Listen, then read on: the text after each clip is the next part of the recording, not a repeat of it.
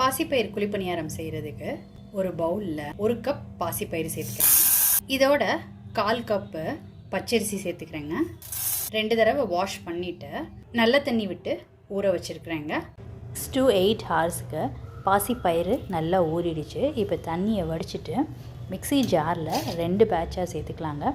இதோட பச்சை மிளகா 2, இஞ்சி 2 பல்லு பூண்டு, 1 ஸ்பூன் ஜீரகம், இதுக்கு தேவையான உப்பு போட்டு பல்ஸ் மோடில் ஒரு தடவை சுற்றி எடுத்துக்கோங்க.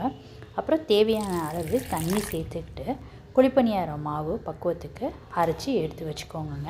நான் 2 பேட்சாக இதை அரைச்சி எடுத்துக்கிட்டு இருக்கேங்க. கொஞ்சம் மிக்ஸி ஜாரில் தண்ணி சேர்த்துக்கிட்டு கன்சிஸ்டன்சியை அட்ஜஸ்ட் பண்ணி எடுத்துக்கிட்டாச்சு. மாவு கெட்டியாக இருக்கிறதுனால இன்னும் கொஞ்சம் தண்ணி விட்டு நல்லா கலந்து விட்டுக்கிட்டாச்சுங்க. இப்போ இந்த குழிப்பணியாரத்துக்கு ஒரு தாளிப்பு கொடுத்துக்கலாங்க.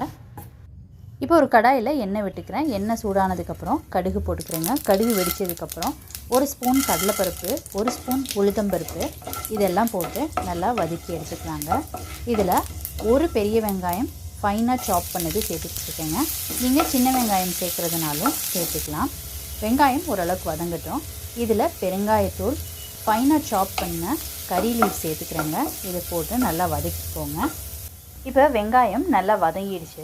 இதில் 1 கேரட்டை கிரேட் பண்ணிவிட்டு சேர்த்துட்ருக்கேங்க. இதை நல்லா வதக்கி விட்டுக்கோங்க. இதில் ஃபைனாக சாப் பண்ண கொத்தமல்லி தழை சேர்த்துக்கிறேங்க. இதை நல்லா கலந்து விட்டுக்கோங்க. இப்போ இதுக்கு தேவையான உப்பு சேர்த்துக்கிட்டு இருக்கேங்க.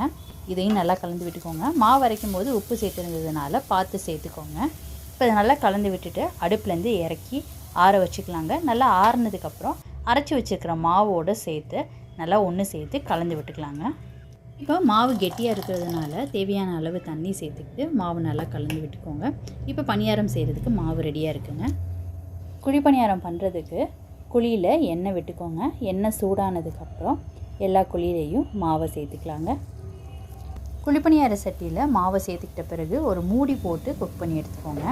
ஒரு பக்கம் நல்லா வெந்ததுக்கப்புறம் இன்னொரு சைடு டர்ன் பண்ணி விட்டு குக் பண்ணிக்கோங்க. இன்னொரு பக்கம் திருப்பி விட்ட பிறகு கொஞ்சம் எண்ணெய் விட்டுட்டு நல்லா 2 பக்கமும் கோல்டன் ப்ரௌன் ஆகிற அளவுக்கு குக் பண்ணிக்கோங்க. நல்ல ஒரு ஹெல்த்தியான ப்ரோட்டீன் ரிச் பாசிப்பயிறு குழிப்பணியாரம் சூப்பராக ரெடி ஆயிடுச்சுங்க.